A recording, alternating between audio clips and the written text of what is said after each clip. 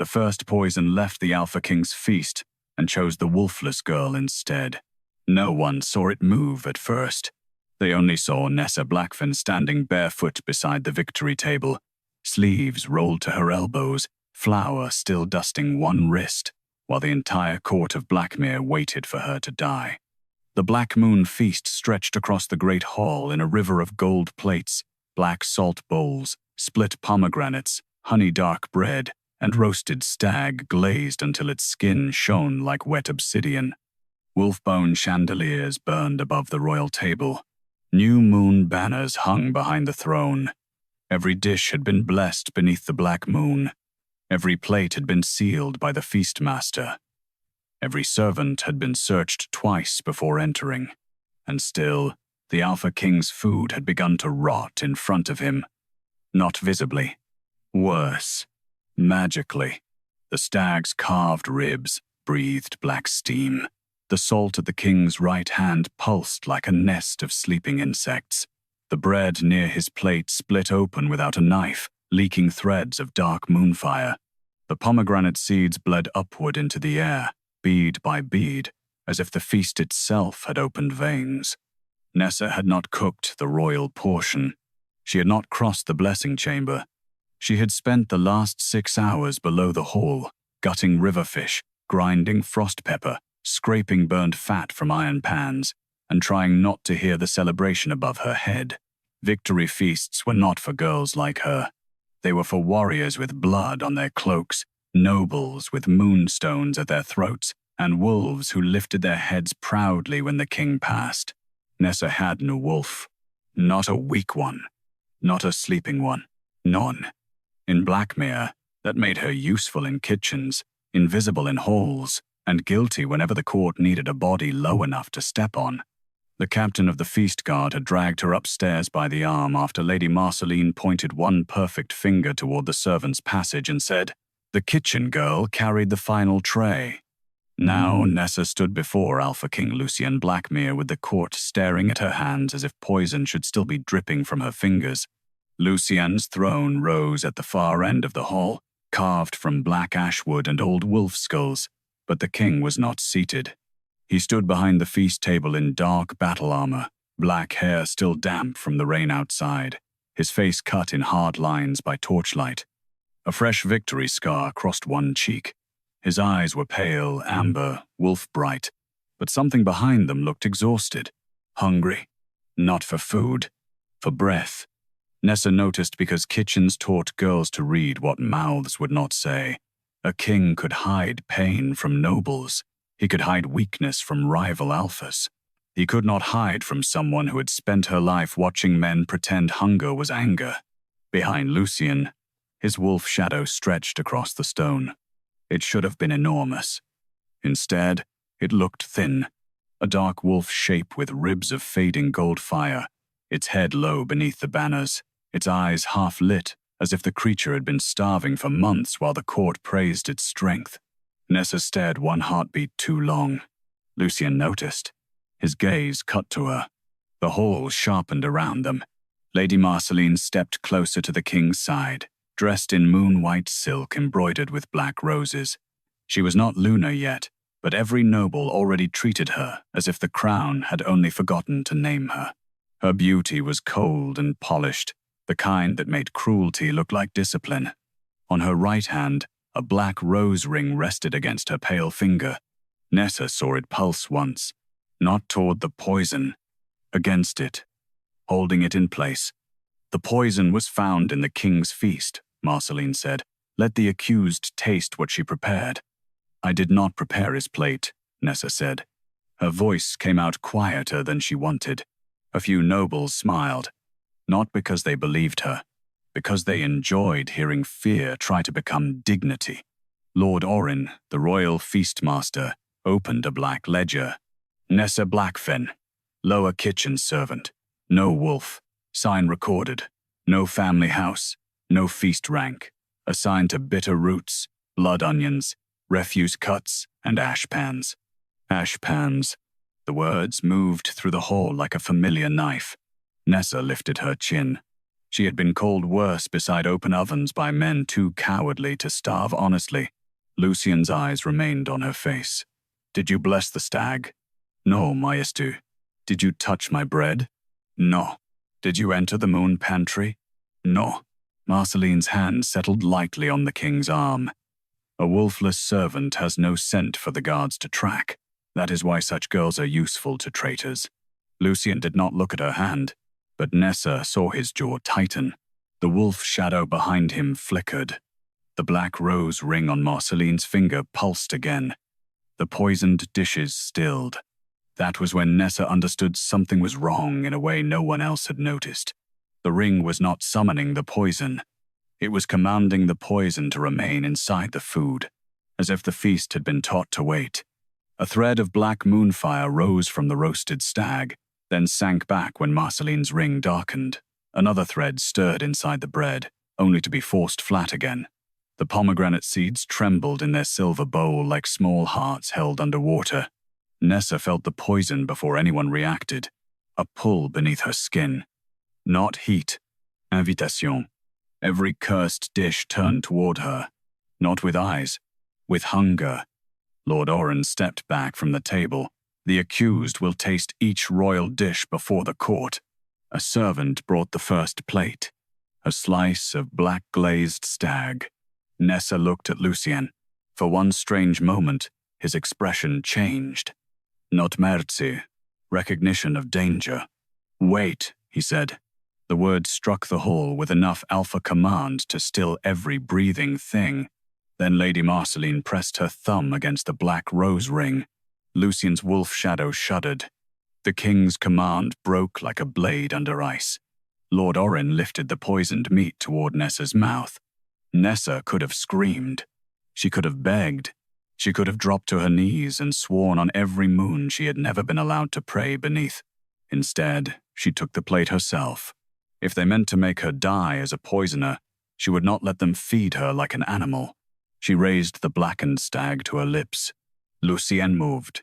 Not enough. The feast moved faster. The poison left the meat before Nessa bit.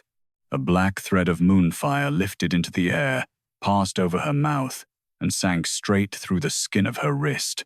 Nessa gasped. The plate cracked in her hands. Every torch in the hall went blue. Black veins lit beneath her skin, racing from wrist to elbow, then shoulder, then throat. The court screamed and scattered from the table. Plates overturned. Wine spilled red across white cloth. The honey-dark bread split fully open, releasing curls of the same black fire. The salt hissed. The pomegranates burst. The king's untouched plate rose an inch from the table as if lifted by a breath. Not one poison stayed in its dish. Every cursed feast blessing lifted at once. From the stag, from the bread, from the salt, from the fruit, from the king's untouched plate. They left the royal feast like a flock of dark birds and flew into Nessa's blood. She fell to one knee. The pain was impossible. Not burning. Choosing. Lucien caught the edge of the table, staring at her with horror sharp enough to break through his kingly mask. Behind him, his starving wolf shadow raised its head for the first time, its fading gold eyes fixed on Nessa. Then the beast spoke without sound. Not poisoner. Veshel. Nessa looked down at her glowing black veins. The court had gone silent. Lady Marceline's face had turned white. Because the poison had not killed Nessa. It had abandoned the feast for her. The poison did not kill Nessa Blackfen. It waited inside her. That was what frightened the court most. Black moonfire glowed beneath her skin in thin veins, crawling from wrist to elbow, then dimming as if the cursed feast had found a place to hide and listen.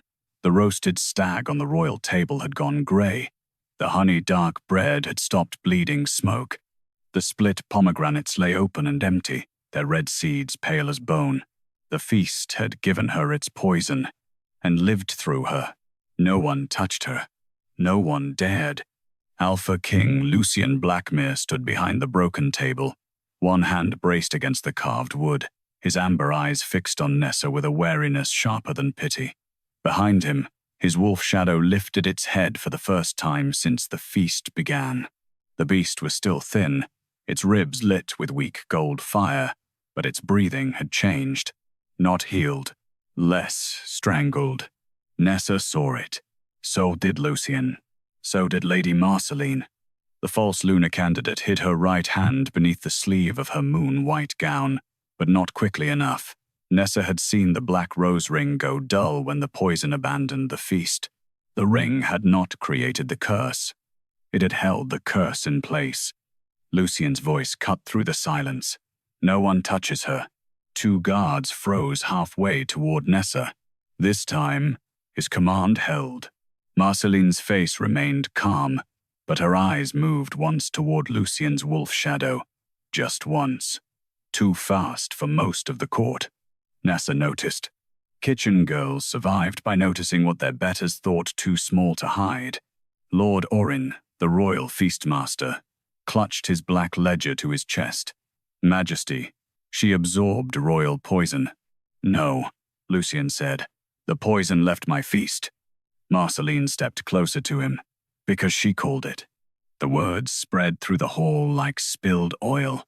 Wolfless, kitchen girl, Lucent, no house, poison in her blood. Nessa pushed one hand against the floor and forced herself to stand. Her legs shook. She hated that the court could see it. I called nothing, she said. Marceline's voice softened. Then why did it obey you? Nessa had no answer. That was the cruelest part. The poison inside her shifted, not painfully, but with the terrible patience of something waiting for the correct question. Lucien turned toward Orin. What is venom? Moonblood? Orin went still. Marceline's jaw tightened. Nessa looked between them. The name moved through her like cold water. Venom-Moon. She had heard it once before. Not in court, not in scripture. In the lower kitchen, years ago, from an old scullion woman who spat into the fire whenever nobles ordered black salt. Some blood does not fear poison, the woman had whispered. Some blood makes poison ashamed. Orin opened his ledger with trembling hands. Old feast law records venom. Moon bloodlines as forbidden after the morning eclipse. Why forbidden? Lucien asked. Orin swallowed. Because royal poison cannot lie to them. The hall went quiet. Nessa's glowing veins pulsed once. Marceline's ring answered beneath her sleeve, a faint black flicker. Lucien saw it. Show me your hand, he said. Marceline smiled as if wounded. Would you search your future Luna because a wolfless servant survived what she should not have touched? Nessa felt the court bend toward that sentence. Future Luna. Wolfless servant. One title heavy as a crown, one empty as ash. Lucien did not look away from Marceline's hidden hand. Show it. Before Marceline could answer, Orin stepped forward too quickly. Majesty, feast law is not complete. The accused must taste until the source is named. Lucien's wolf shadow growled. Weak, but real. Orin flinched. Nessa looked at the table. The feast was no longer smoking wildly, but one dish still pulsed with black light, the bowl of black salt beside the king's untouched plate. Not the meat, not the wine, the salt. The thing used to bless every royal bite. Nessa understood the trap. If she refused, they would call her guilty. If Lucien stopped the rite, they would call him bewitched. If she tasted more, the poison might finally decide her body was only a door. She stepped toward the salt. Lucien turned sharply. No, Nessa did not look at him. If I let them choose the dish, they own the trial. And if it kills you, then they will have to find another girl to blame. The words came out colder than she felt. Lucien said nothing, but his silence changed. It became a tension, permission, anger held on a leash. Nessa reached for one grain of black salt. Marceline's ring pulsed under her sleeve. The salt shivered, not toward Nessa, away from Marceline. There it was. The poison was not obeying Nessa. It was fleeing the hand that had caged it. Nessa touched the salt to her tongue. Pain struck behind her eyes. She bent forward, gripping the table so hard her nails scraped gold from the rim. Black moon fire crawled up her throat, then down again, carrying something with it, something bitter, old, and hungry. Lucien's wolf shadow inhaled. A thin thread of darkness tore out of the beast's ribs and flew into Nessa's veins. She nearly collapsed. Lucien moved one step, stopped when she lifted a shaking hand. Not because she did not need help, because if he touched her now, Marceline would make his concern another accusation. Nessa swallowed the scream. The black salt in the bowl turned white. The court stared. Lord Orin whispered, "Impossible." Nessa lifted her head. Her eyes found Marceline's hidden hand. A crack split the black rose ring beneath the silk sleeve. Small, sharp, audible. Lucien heard it. His expression darkened. "The ring," he said. Marceline's calm thinned. "Majesty, the ring." The king's untouched plate moved. Slowly. No hand pushed it. No servant touched it. The cracked plate turned across the stained white cloth until its broken edge pointed straight at Marceline. Then the emptied stag, the pale bread, the white salt, and every pomegranate seed on the table shifted with it. The whole Black Moon feast pointed at her hand. Nessa stood shaking beside the royal table, black gold veins burning under her skin, and understood the truth before anyone named it. She was not the poisoner. She was not the king's mate. She was the blood poison could not lie to. And every poison in the hall had just accused Lady Marceline. Every poison in the hall pointed at Lady Marceline. The court did not believe it all at once. Truth rarely entered royal halls cleanly. It had to push through rank, fear, pride, and the desperate hope that guilt would remain where power had placed it. Marceline stood beside the Black Moon feast with the cracked plate aimed at her hand, the white salt turned in her direction, the pale pomegranate seeds trembling at the hem of her gown. Beneath her sleeve, the black rose ring had split. Nessa could hear it ticking softly, one broken petal scraping another like a trapped insect trying to pretend it was still beautiful. Alpha King Lucien Blackmere held out his hand. "Show me the ring." Marceline's face did not change. That frightened Nessa more than panic would have. A guilty woman might weep. A frightened woman might deny. Marceline only lowered her lashes, gathering herself inside the silence, as if the accusation were a shawl she could choose how to wear. "Majesty," she said softly, "the feast is not pointing at me." The plate creaked. The black gold veins under Nessa's skin pulsed. Marceline lifted her chin. "It is pointing through me." A murmur moved through the nobles. Lucien's eyes narrowed. "Explain carefully." Marceline turned toward the court instead of the king. Clever. She did not need to convince Lucien first. She needed the room afraid enough to cage Nessa before he could protect the truth. "Venom. Moon blood draws poison," she said. "Lord Orin's own ledger confirms it. If poison cannot lie to her, then poison must answer her, and if poison answers her, who here can prove she is not commanding it?" Nessa's stomach tightened. There it was, a blade made from half-truth. Lucien stepped forward. "She did not command the plate." "Did she not?" Marceline asked. "She touched the salt. It changed. She stood near the feast. It emptied. She looked at me. Every dish turned." Nessa forced herself not to look away. Her body still shook from the black salt. Pain pulsed behind her eyes with every heartbeat, and the poison in her veins felt heavier now, less like fire and more like a buried animal breathing under her skin. She wanted to say something sharp, something brave, but the hall was too large, and she was still only the kitchen girl they had dragged upstairs to die. Lucien saw her silence. His jaw tightened. Before he could speak, Lord Orin opened his ledger again. "There is a test." Marceline looked at him, not surprised. Waiting. Nessa noticed. Lucien did too. "What test?" he asked. Orin swallowed. "The moon bitter test.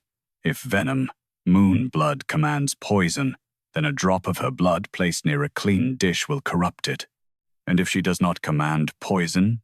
Lucien asked. Orin's fingers tightened on the ledger. Then the dish remains clean. Marceline smiled faintly. A fair trial. Nessa looked at the feastmaster. His face was wet with sweat. Not because he feared her, because he feared Marceline would lose control of the room before the test could be turned. Lucien moved between Nessa and the table. No more blood. The court reacted at once. A few nobles whispered. Someone behind a moonstone mask said, "He shields her." Another answered. After she swallowed his poison, Nessa heard the shape of the trap closing again. If Lucien refused the test, he looked compromised. If she agreed, Marceline gained another chance to twist her blood before the court. Nessa wiped her bleeding wrist against her torn kitchen sleeve and stepped around Lucien. He turned toward her, anger and concern cutting through his face. "You do not owe them another wound." "No," Nessa said quietly. "But I owe myself an answer." His expression shifted.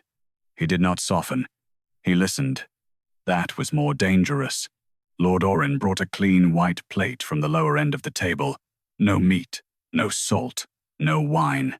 Nothing but a slice of plain moon bread, pale and untouched by the feast blessing. Nessa almost laughed. Moon bread, the food given to servants after royal feasts when the nobles had finished with meat. Even their test used scraps. Orin set it before her. Marceline extended her right hand at last. The black rose ring was cracked, but still on her finger. "To ensure fairness, I will stand away." She took one step back. The ring pulsed. Nessa felt it. Not toward the clean bread. Toward Orin's sleeve. Her gaze snapped down. A smear of black salt dust clung to the feastmaster's cuff. So small the court would never notice. "Enough." Nessa looked at Orin. "Roll up your sleeve." His face went slack. Marceline's smile disappeared. Lucien's voice dropped. "Do it." Orin did not move. Lucien's wolf shadow growled behind him, weak but rising. The feastmaster slowly rolled his sleeve. Black salt dust stained his wrist in a crescent. The court stirred. Orin stammered. "From the table." "No," Nessa said. The poison in her veins leaned toward the dust, eager as a hound catching scent. She lifted her bleeding wrist over the clean bread, but instead of letting her blood fall, she turned her arm toward Orin. The black gold veins under her skin flared. The dust on his wrist ignited. Orin screamed, not from fire, from confession. Black moon fire crawled up his arm and wrote beneath his skin in jagged lines. Kept the feast sealed, held the salt back, waited for the girl. Nessa stumbled.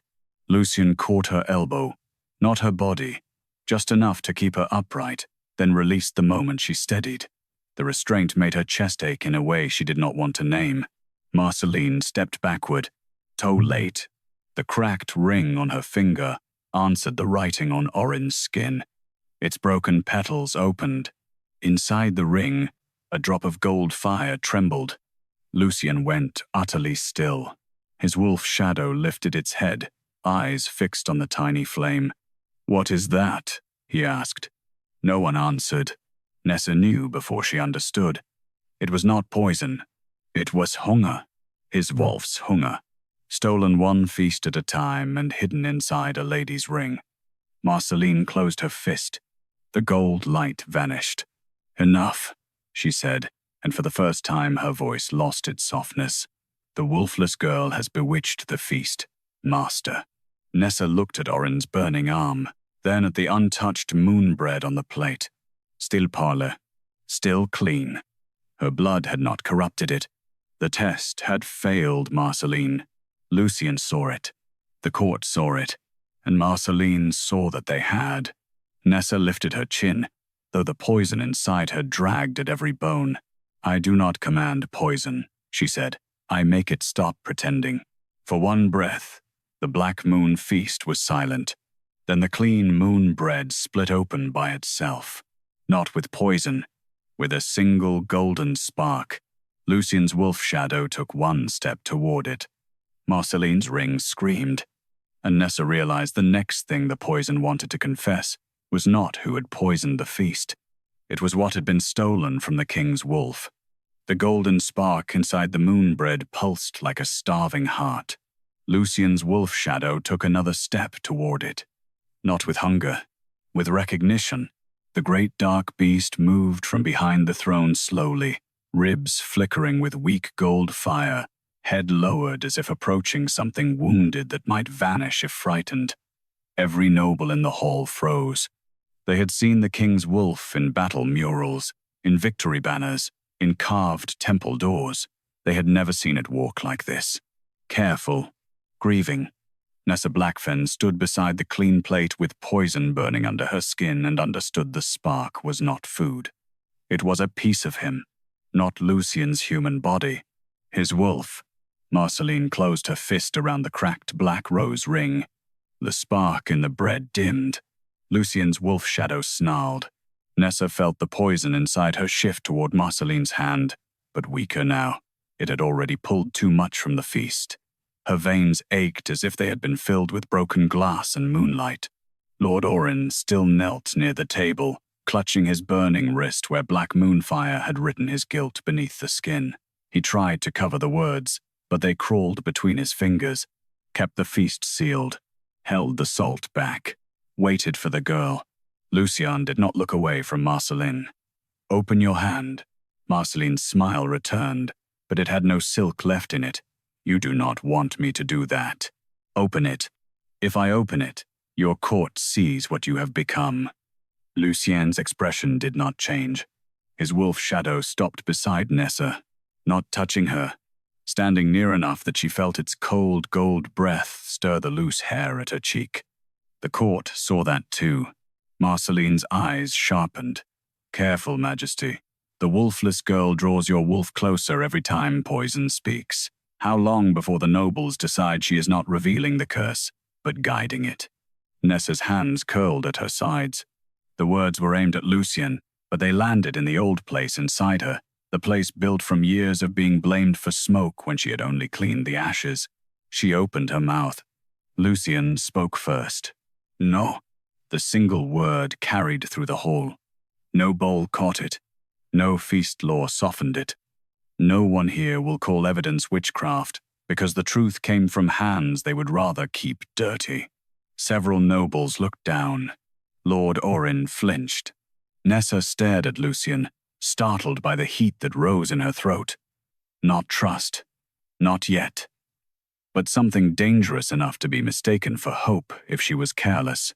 Marceline looked from Lucien to the wolf shadow beside Nessa. Then she opened her hand. The black rose ring had split fully. Inside its broken petals floated a small coil of gold fire, twisted tight with black thread.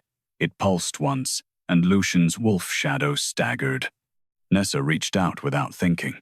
Lucien caught her wrist before she touched it. His grip was firm, not cruel. "Do not take more into your blood," he said. Nessa looked at his hand around her wrist. The black moonfire in her veins moved toward his touch.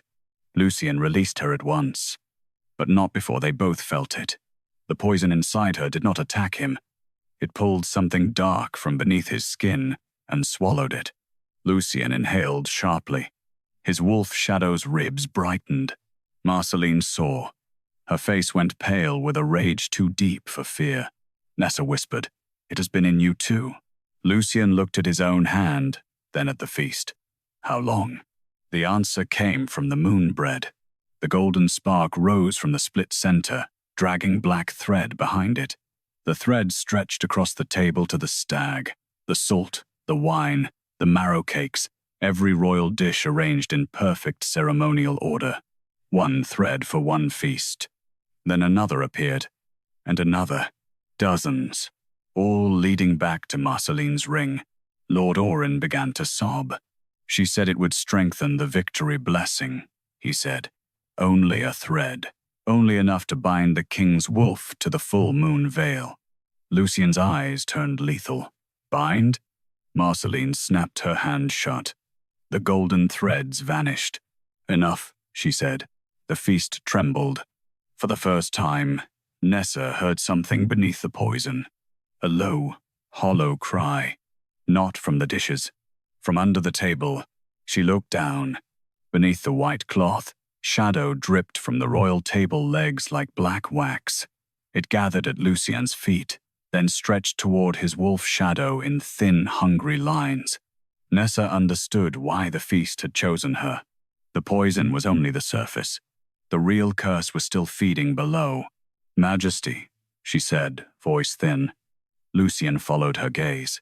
The shadow under the victory table opened like a mouth. Inside it, Nessa saw dozens of tiny gold sparks trapped in black threads, each one pulsing weakly. Pieces of Lucien's wolf, stolen through feast after feast. Marceline stepped backward. Her ring screamed again.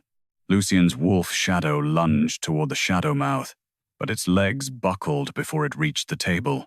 Nessa caught the edge of the cloth. Her body screamed at her not to touch it. She did anyway. The moment she pulled the feast cloth away, every hidden spark under the table turned toward her blood, and the shadow beneath the Black Moon feast whispered, "Venom-Moon." The shadow beneath the Black Moon feast knew Nessa's blood.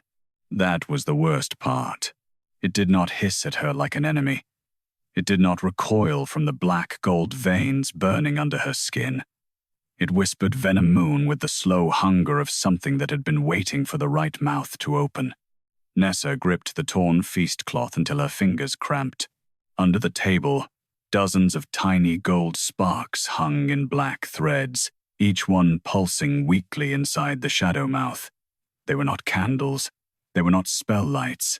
They breathed. Lucien Blackmere's wolf shadow dragged itself one step closer, then collapsed to one foreleg. Its gold ribs flickered in answer to the sparks, dimming and brightening, as if every stolen piece still remembered the body it belonged to. Lucien saw it. For a moment, the king's face became something younger than power, horror without armor. "How many feasts?" he asked. Lord Orange shook on the floor, one hand clamped over the burning words beneath his skin. "I do not know." Lucien turned on him. Orin broke at once. Every victory feast since the Northern Campaign, every moon blessing, every private supper sealed for strength. The hall seemed to shrink around the answer. Every feast, every praise. Every time the court had lifted goblets to the strength of their alpha king, his wolf had been quietly starved beneath the table. Marceline's white gown whispered over the stone as she stepped backward.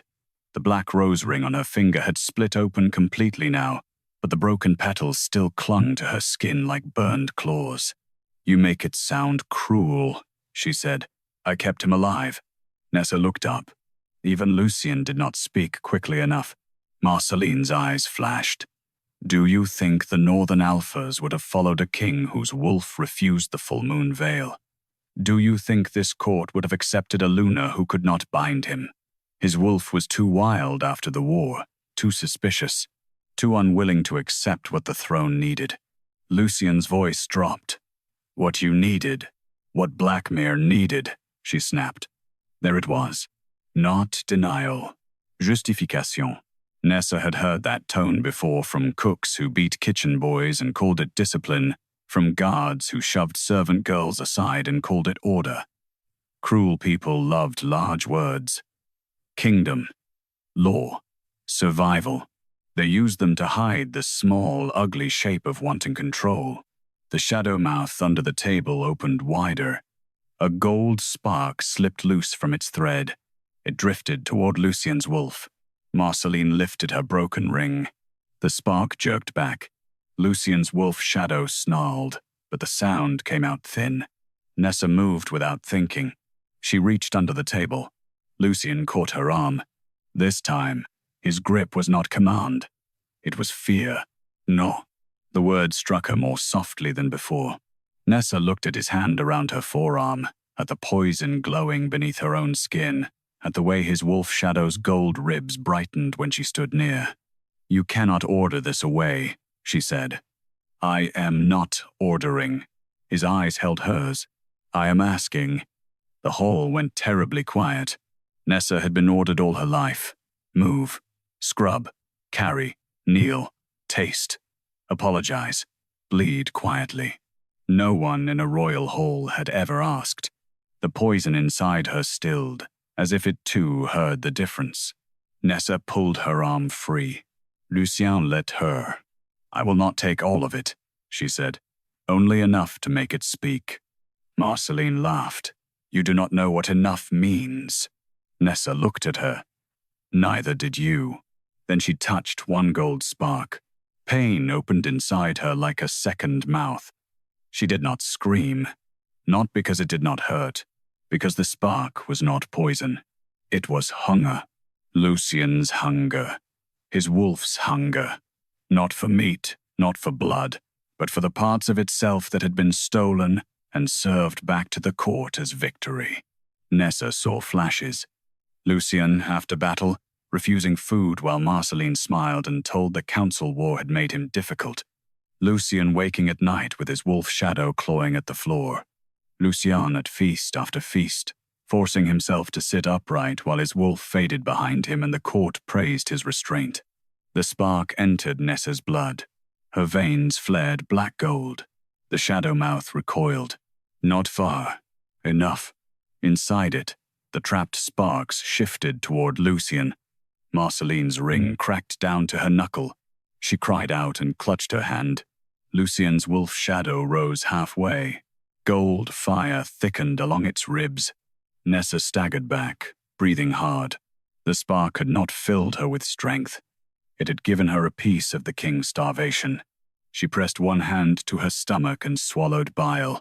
Lucien stepped closer, then stopped himself before touching her. Nessa.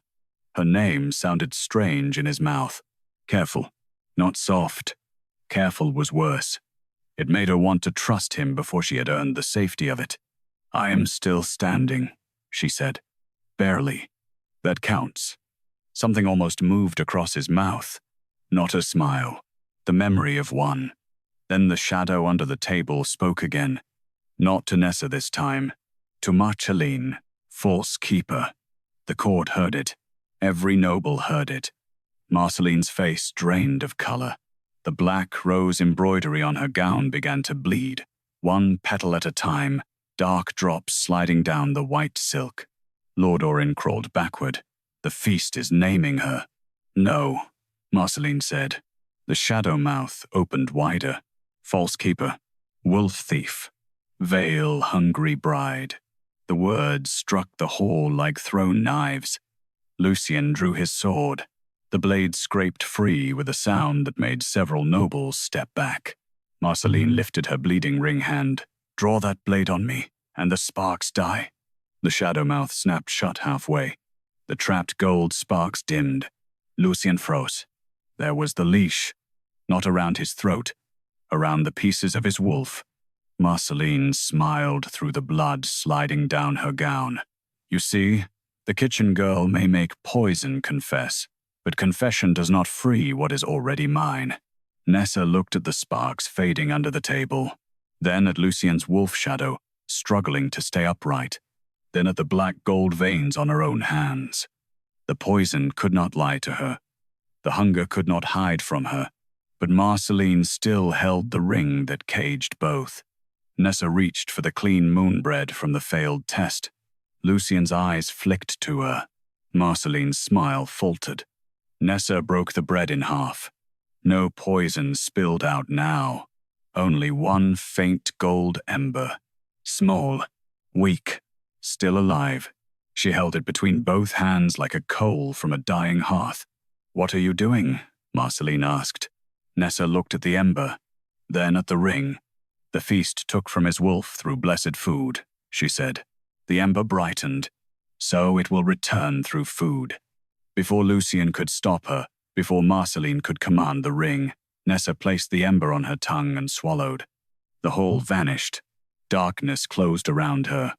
Not death. A pantry. Cold stone shelves. Black salt jars. Moon bread stacked in cloth. Marceline standing alone before the king's plate, pressing her rose ring into the bread.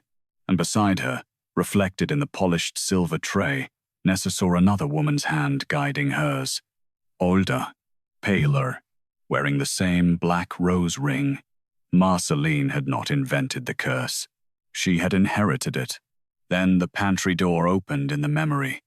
A young Lucien stood there, years earlier, blood on his armor, his wolf shadow enormous behind him. Marceline smiled at him and hid the ring behind her back. The memory broke with one final whisper. The ring has a mother. Nessa came back to the hall, choking on gold fire. Marceline was staring at her now, not with hatred, with fear, because Nessa had seen the first secret the false Luna had not meant the feast to confess. The ring has a mother. The word stayed in Nessa Blackfen's mouth after the vision ended, bitter as black salt. She stood beside the ruined Black Moon feast, with gold fire burning behind her ribs and poison veins crawling beneath her skin. The court of Blackmere watched her as if she had become another dish on the royal table, something dangerous and half understood, something they wanted named before it named them first.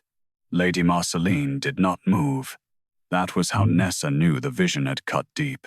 A lie could be denied quickly. A buried truth needed a breath to bleed. Alpha King Lucien Blackmere stepped closer to Nessa, not touching her, but near enough that his wolf shadow's gold-lit breath moved across the torn sleeve of her kitchen dress. His sword remained lowered, though every line of his body wanted violence. "What did you see?" he asked. Marceline's voice sliced through the hall. "A wolfless girl poisoned by feast. Magic sees what the venom wants her to see." Nessa looked at her. "I saw your ring before it was yours." The black rose petals embroidered on Marceline's white gown bled faster. A dark drop fell from one stitched flower and struck the floor. It hissed. Lord Orin whispered, "No." Lucien's gaze cut to him. "You know this?" Orin's mouth trembled. There were older feast blessings. Before Marceline, before the campaign. Marceline turned her head slowly. "Careful." The word was soft. Orin flinched, like a beaten dog. Nessa hated that she recognized the movement. The feastmaster had helped frame her.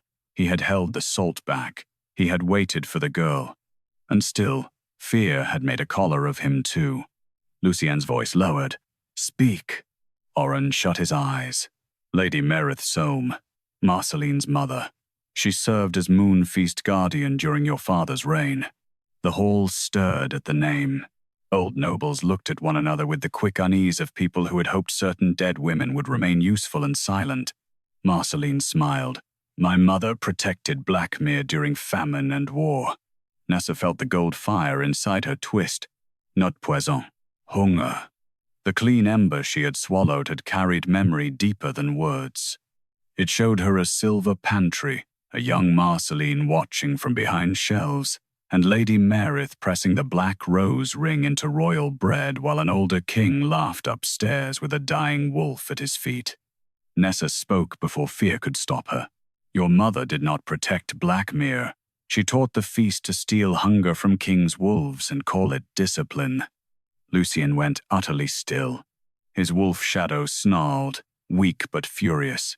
Marceline's eyes flashed. "A starving wolf is easier to command than a mad one." The sentence fell cleanly, too cleanly. She had not meant to say it aloud. The feast answered. Every empty plate on the table tilted toward her. The shadow mouth beneath the cloth opened again, showing the trapped gold sparks, dimmer now, each one tied to a thread leading toward the broken ring on her hand. Nessa's stomach turned. "That is why you needed the full moon veil." Marceline looked at her with hatred sharpened by fear. Nessa continued, voice shaking but clear. "Not to marry him.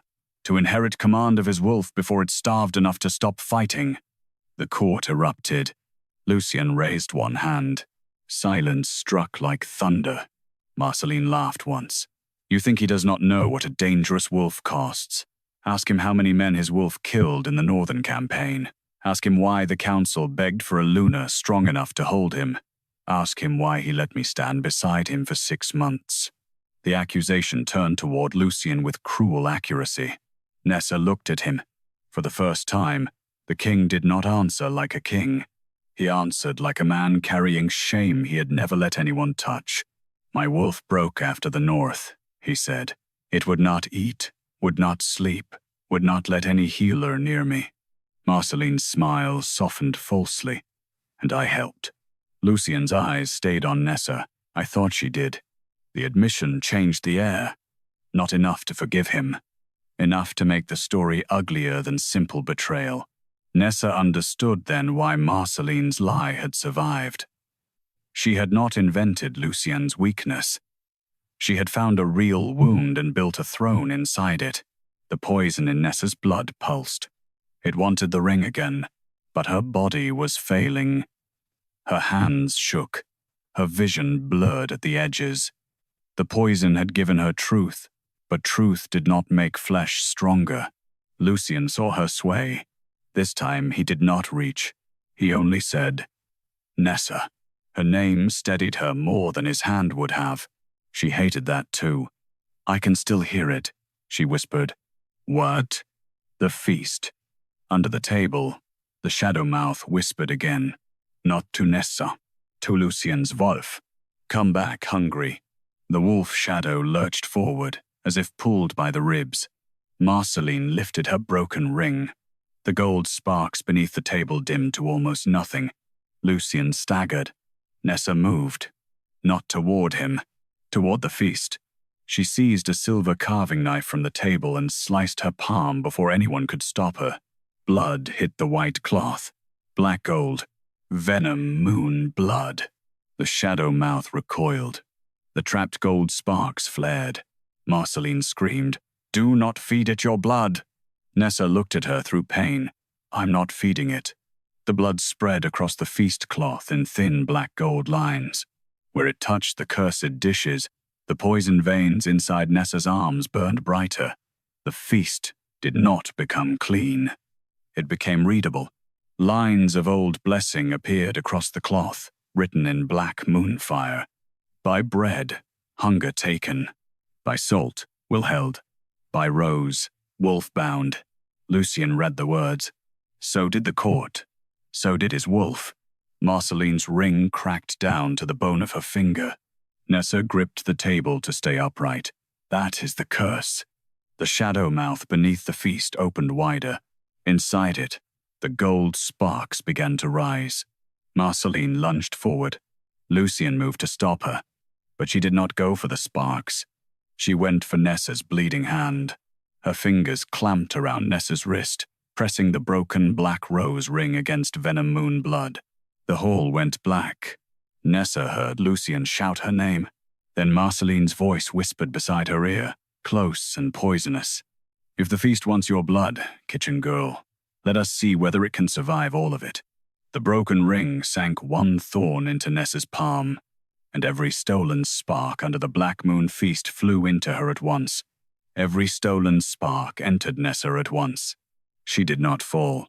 For one terrible breath, she stayed, standing with Marceline's hand locked around her bleeding wrist, and the broken black rose ring buried thorn-deep in her palm. Then the world turned gold and black. Nessa heard Lucien shout her name again, but the sound came from far away, drowned beneath 100 feast memories rushing through her blood. Not poison this time. Hunger. Wolf hunger. Royal hunger. Starved instincts stolen spoon by spoon, blessing by blessing, through bread, salt, wine, marrow, and meat. Her knees struck the floor. The black moon feast went dark. Every candle in the hall bent toward her. Inside Nessa, Lucien's wolf howled. Not the wolf shadow standing behind the king. The pieces of it that had been trapped under the feast table for months, maybe years. They tore through her veins looking for their body, but Marceline's ring held them inside her like hooks through a net. Nessa clawed at the floor with her free hand. She could not breathe. Marceline leaned close, her beautiful face pale with victory and fear. "There. Let the court see what Venom-Moon blood becomes when it is full." Lucien reached them. His sword flashed. Marceline released Nessa half a heartbeat before the blade cut her hand from the ring. She stumbled back, blood streaming from her torn palm, but the black rose thorn remained in Nessa's flesh. Lucien dropped to one knee beside Nessa. He did not grab her.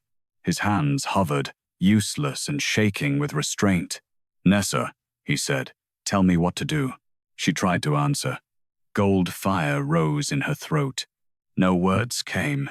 The stolen sparks inside her surged toward Lucien. His wolf shadow lunged forward as if desperate to reclaim them, but the moment it came too near, Nessa screamed. The sparks were trapped in her blood. If the wolf took them by force, they would tear her apart. Lucien understood. The horror in his face sharpened into something colder. He looked at Marceline. "What did you do?" Marceline pressed her bleeding hand against her gown. The black roses embroidered there drank the blood eagerly. "I gave your wolf back what she wanted so badly to reveal." Nessa shook her head once. "No, not reveal. Return." The difference mattered. The Venom-Moon blood inside her did not devour poison. It named it, it judged it, it drew it away from the true victim, but it was never meant to keep what belonged elsewhere. The old voice from her blood whispered again, "Venom does not lie, but it must be given a path." Nessa forced her fingers around the black rose thorn in her palm. Pain cleared the edges of her vision. She saw the feast table above her. Empty dishes, white salt, dead bread, the cracked victory plate. All the places where Lucien's wolf had been stolen. All the places where the curse had entered. Food had taken it. Food had to return it. Nessa dragged herself toward the table. Lucien moved with her, still not touching unless she leaned too far. His wolf shadow followed on the other side, enormous and trembling, gold eyes fixed on the fire trapped beneath her skin. Marceline saw where Nessa was going. Her face changed. "Stop her." No guard moved. Lucien did not raise his voice. He only looked at them. The guard stepped back. Nessa reached the fallen moon bread from the failed test. Half of it lay near the table leg, pale and clean except for one black gold smear from her blood. She picked it up with shaking fingers. Marceline laughed, but the sound cracked. "You think servant bread can undo royal blessing?" Nessa lifted her head. Her eyes burned black gold. "No," she rasped. "I think royal blessing was the lie." She pressed the bread against the wound in her palm. The black rose thorn melted. Marceline screamed. Not from pain, from loss. The sparks inside Nessa turned. For the first time, they stopped tearing through her body and gathered into one current, flowing from her chest to her arm, from her arm into the bread. The moon bread glowed gold, then black, then gold again, fighting to hold what no servant food had ever been allowed to carry. Lucien's wolf shadow lowered its head. Nessa held out the bread. Her hand shook so hard the piece almost fell. Lucien looked at her, then at his wolf. "He must choose," Nessa whispered. Lucien's face tightened. "It is my wolf." "No," she said, each word scraped from fire. "It is not your throne's hunger, not Marceline's, not mine, his." The wolf shadow stepped forward. The entire court watched the Alpha King's starving wolf take food from a wolfless kitchen girl's bleeding hand. Its jaws closed around the moonbread. Gold fire exploded through the hole. Nessa collapsed backward. This time, Lucien caught her before she hit the floor. His wolf shadow reared behind him, ribs filling with fierce light as the stolen sparks returned one by one. The shadow under the table shrank. The dishes cracked. The black rose embroidery on Marceline's gown withered into ash. For a breath, it looked finished. Then Lucien's wolf opened its eyes. Fully. Gold fire blazing. Too bright. Too hungry. Too long starved to remember restraint. Lucien went still. Nessa felt his arms tense around her. Across the hall, Marceline smiled through blood. "You returned hunger," she whispered. "But did you teach it mercy?" The restored wolf shadow turned toward the court, and every noble in Blackmere began to kneel in terror. Lucien's restored wolf shadow looked at the kneeling court as if it had forgotten they were people. Gold fire burned through its ribs, no longer faint, no longer starving. Its shoulders rose higher than the feast table. Its claws sank into the black stone. Every breath rolled through the hall like thunder trapped inside fur. The nobles knelt, because fear had finally taught them respect. The wolf did not care. It remembered hunger. It remembered months of empty strength, feasts that smelled of victory while its own fire was stolen and hidden under blessed bread. It remembered Marceline's ring, Lord Orin's salt, the court's applause while it faded behind the king's throne. Now the hunger had returned all at once. Too much. Too late. Nessa lay in Lucien's arms with black gold veins dimming beneath her skin. The moon bread had done what she hoped. It had carried the stolen sparks back to the wolf. But Marceline had been right about one thing. Hunger returned without mercy could still become a curse.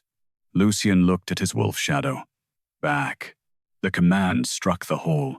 The wolf heard him. It did not obey. A low growl rolled from its chest, and every torch bent flat in the air. Lucien's face hardened, but Nessa felt the shock move through him, not fear of the wolf. Fear for it. He is not refusing you, Nessa whispered. Lucien looked down at her. Her voice was weak, but the poison inside her still listened.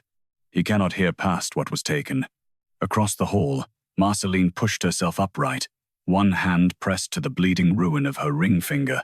Her white gown was streaked with ash where the black roses had withered, yet her smile remained. Look at him, Majesty, she said. This is the wolf your council feared. This is why Blackmere needed me. Lucien's jaw tightened. Nessa saw the blow land.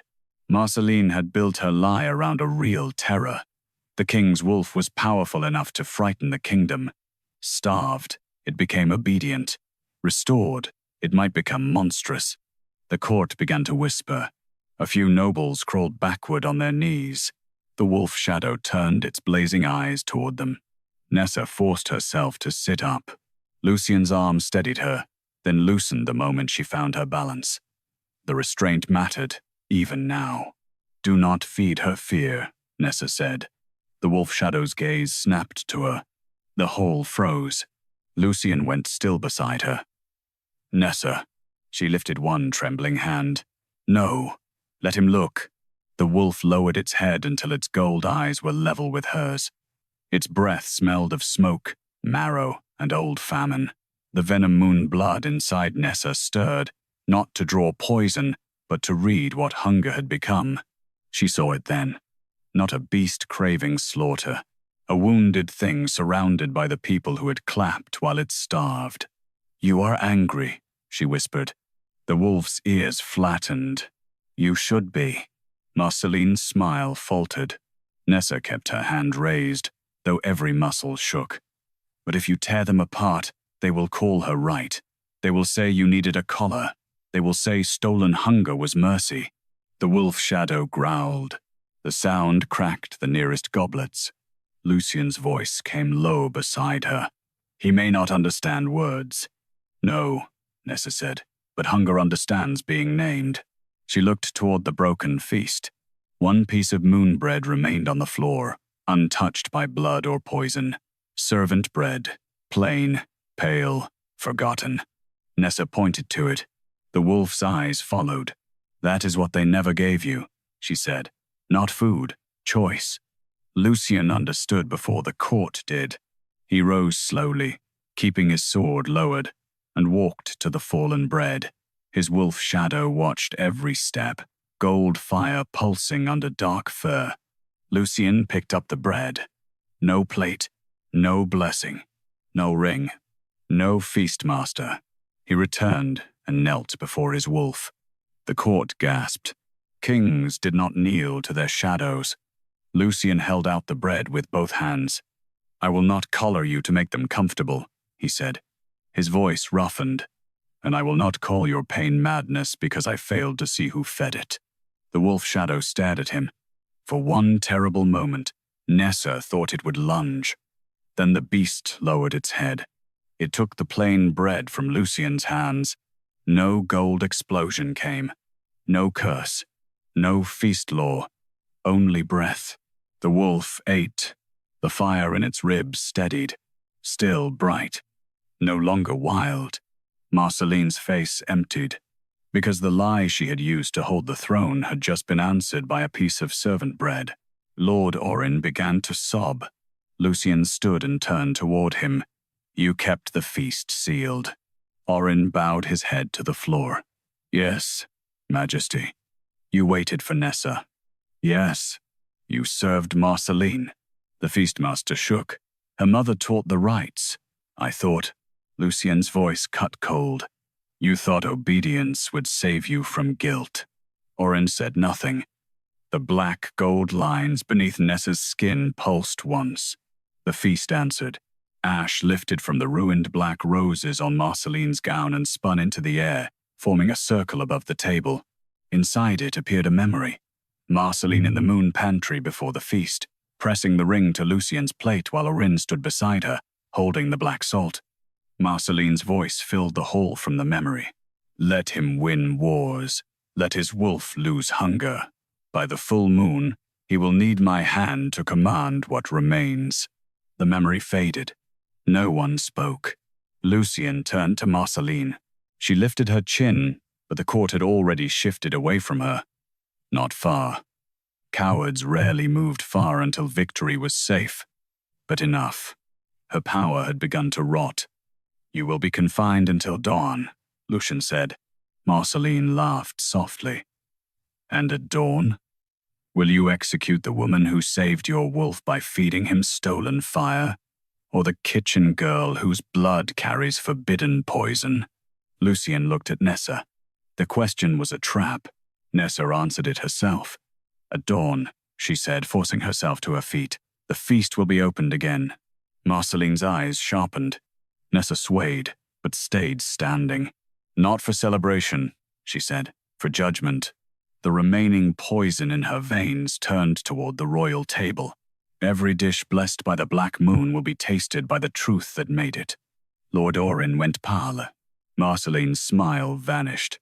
Lucien's wolf shadow stepped to Nessa's side, not claiming her, guarding the space no one else had thought she deserved.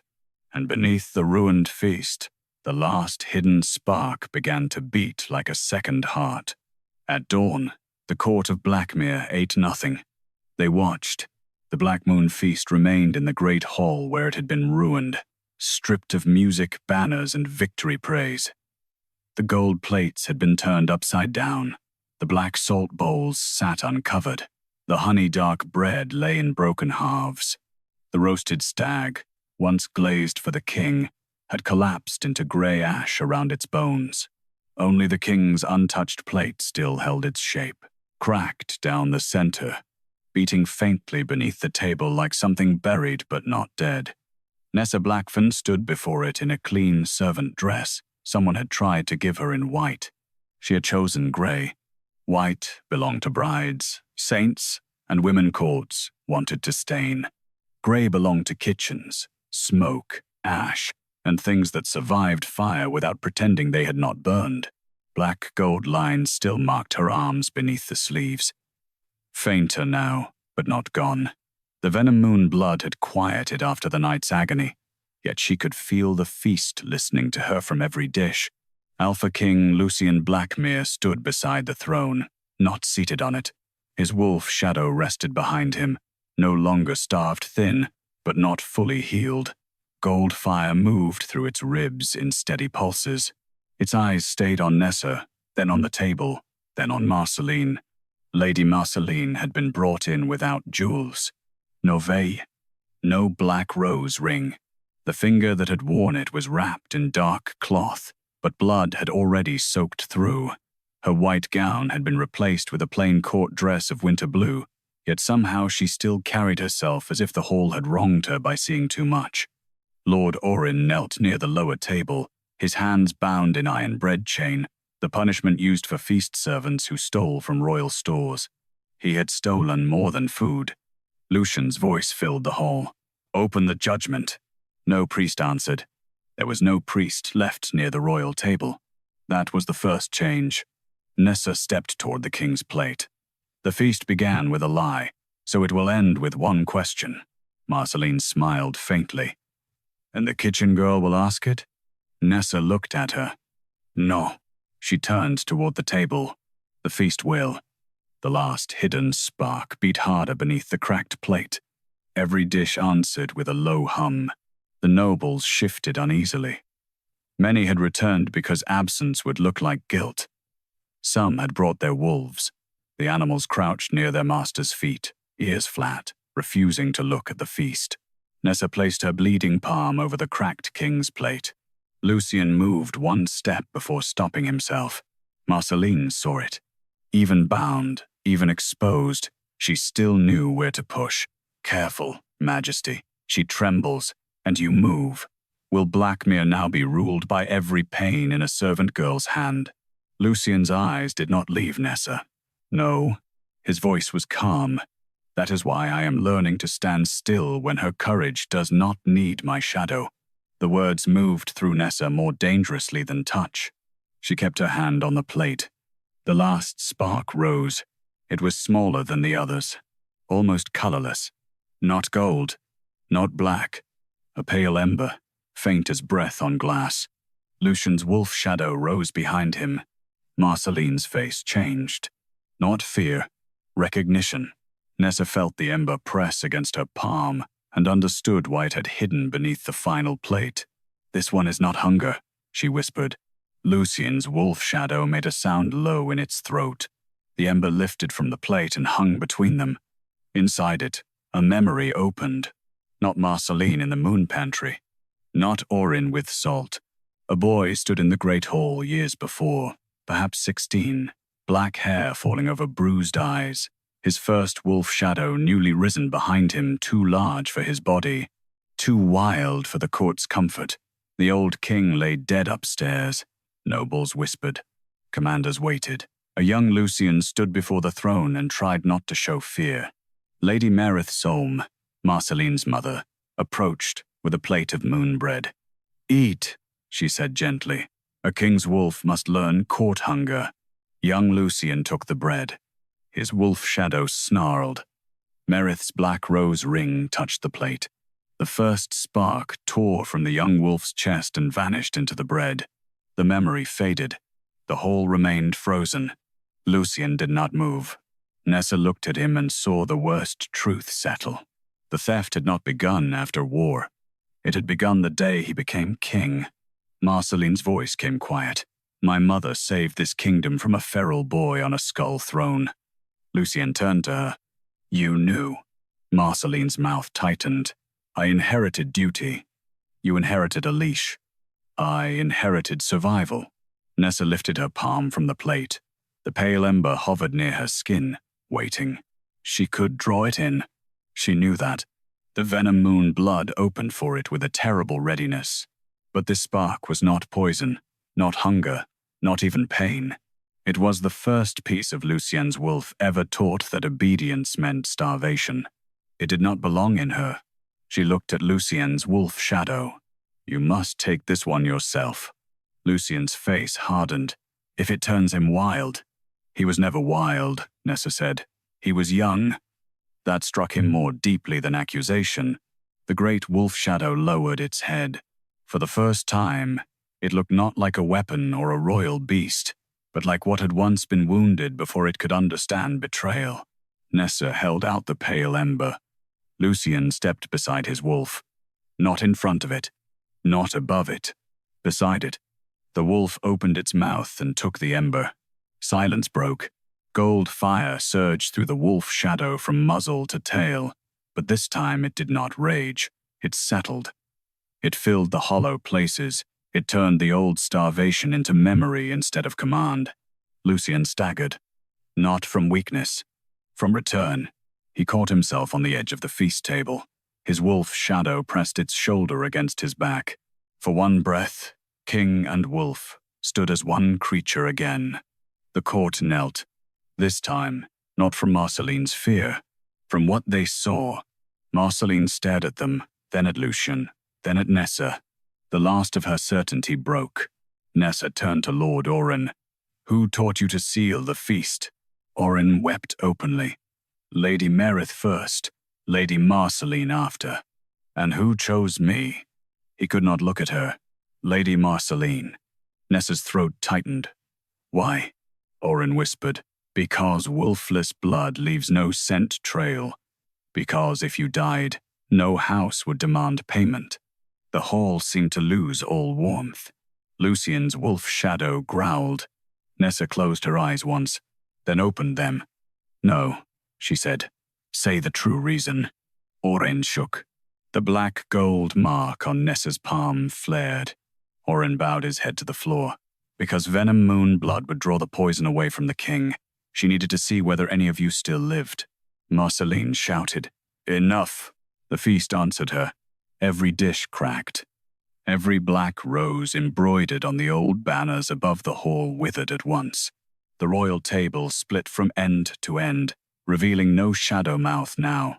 Only the broken black rose ring lying beneath the king's place, its petals open around one final drop of dark poison. Nessa understood. So did Marceline.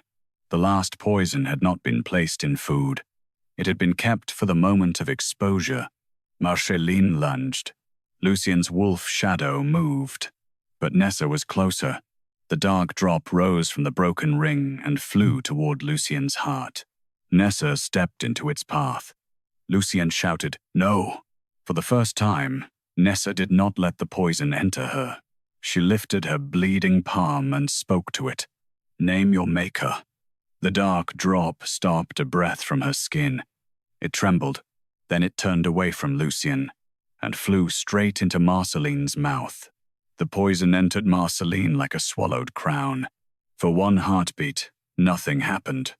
She stood in the center of the ruined Black Moon feast, lips parted, eyes wide, one hand lifted toward the place where the dark drop had vanished into her mouth. The court waited for her to choke, for her skin to blacken, for her to fall. She did none of those things. She smiled, a slow, terrible smile. "You see," Marceline whispered, "even poison knows royal blood when it tastes it." Then her black rose ring screamed from beneath the broken table. The sound tore through the hall like metal dragged across bone. Every plate cracked, every goblet split. Every wolf in the room dropped low, ears flattened, while Lucien's restored wolf shadow stepped in front of Nessa with gold fire burning along its spine. Marceline's smile vanished. Black veins crawled up her throat. Not like Nessa's. Nessa's poisoned veins had glowed under the skin like moonfire searching for truth. Marceline's veins moved like roots through spoiled meat, dark and thick, spreading from her mouth to her jaw, from her jaw to her eyes. She clawed at her neck. "What is this?" Nessa stood with her bleeding palm raised, breathing hard. "The poison you kept for exposure," she said, "the one meant for Lucien's heart." Marceline staggered one step. "I made it." "No," Nessa's voice steadied. "You ordered it." The dark veins in Marceline's face pulsed. The ruined feast answered.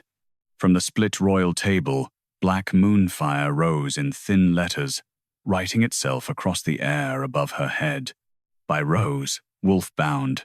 By feast, hunger stolen. By false Luna, King claimed. The court read it. So did Marceline. Her face twisted. "I did what had to be done." Lucien moved forward, but Nessa lifted one hand. He stopped. That pause said more than protection would have. It told the whole court the wolfless kitchen girl was no longer the accused body before the feast. She was the one the feast was answering. Marceline laughed, but blood darkened her teeth. "Will you judge me now, Nessa Blackfen? You, a kitchen girl with no wolf, no house, no name anyone cared to write?" The old words found the old wound. They still hurt. Nessa let them. Then she looked at the grey servant dress she had chosen, at the black gold marks that would not fully fade from her arms, at the court that had waited for her to die because she was convenient. "No," she said, "I will not judge you by rank." The poison in Marceline's throat stilled. Nessa stepped closer. "I will judge you by what you fed." The Black Moon feast moved. Not the table, the memory of it. Steam rose from the ruined dishes and shaped itself into scene after scene above the hall. Marceline pressing the ring into Lucien's bread, Oren sealing black salt with shaking hands, Lady Meredith teaching a younger Marceline how to hide hunger inside blessing, young Lucien eating because kings were told obedience was strength, his wolf shadow fading year by year behind the throne. Then the memories changed. They showed the lower kitchens, Nessa carrying ashpans while nobles celebrated above, Nessa scraping burnt fat from iron pots after victory feasts, Nessa setting aside the least spoiled scraps for younger servants, Nessa walking past the king's sealed plates night after night, never knowing the hunger inside them was calling to the blood no one had bothered to name. Lucien watched those memories with a face carved from grief and fury. Nessa did not look at him. This truth was not for romance. It was for record. Lord Oren began to sob again. She was chosen because no one would ask why she died. Marceline turned on him. Coward. Oren lowered his head.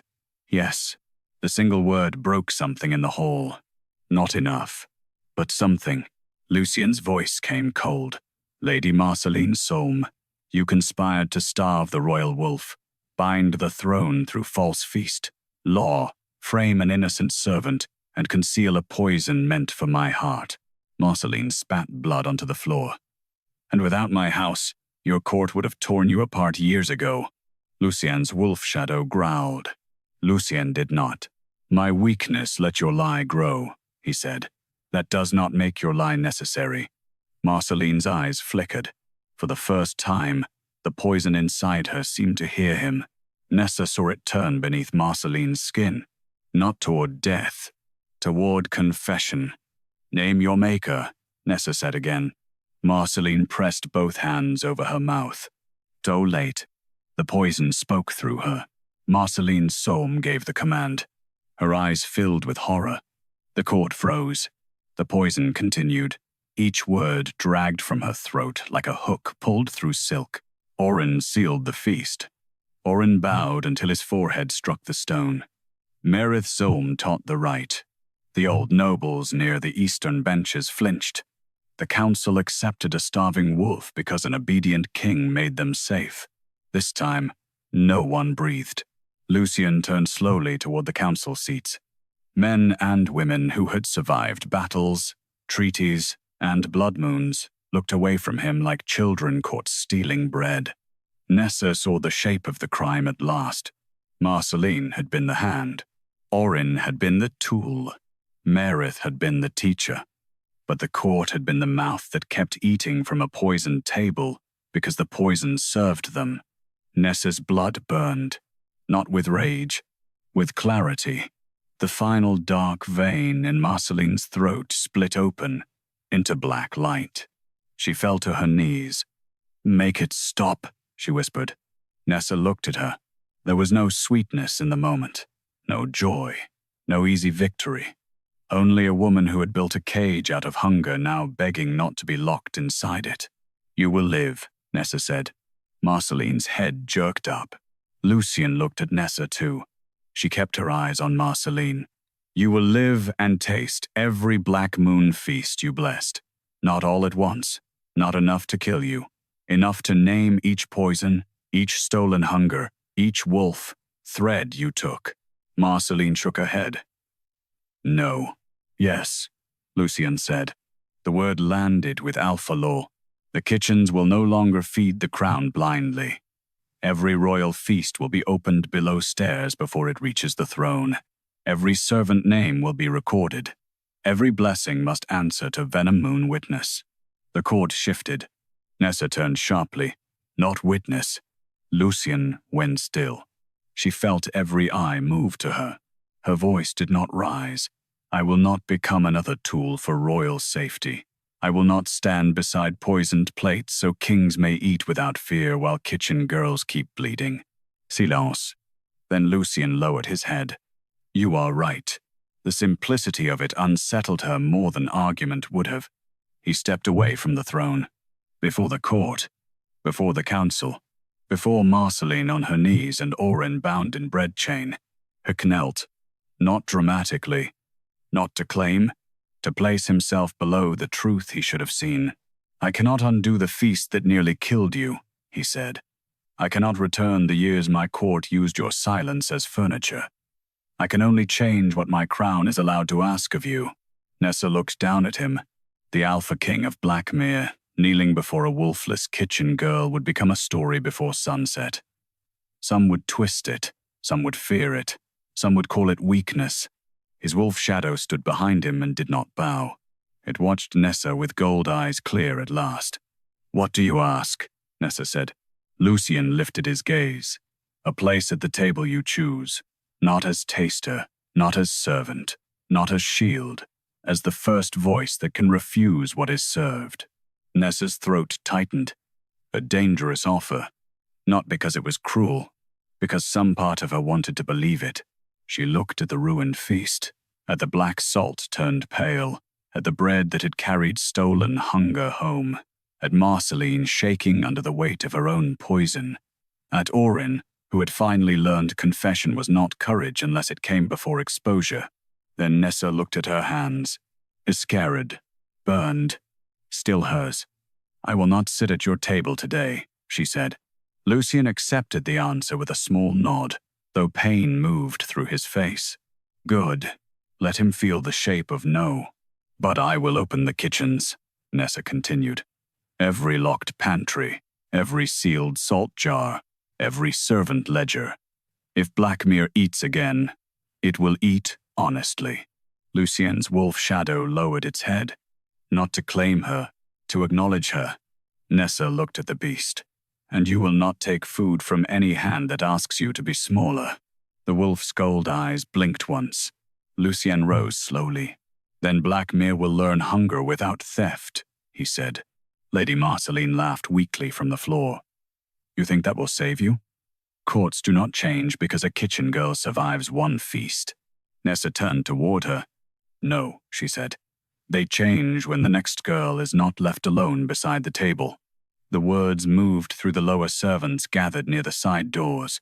One by one, kitchen girls, scullion boys, ash carriers, bread maids, and cellar hands stepped into view.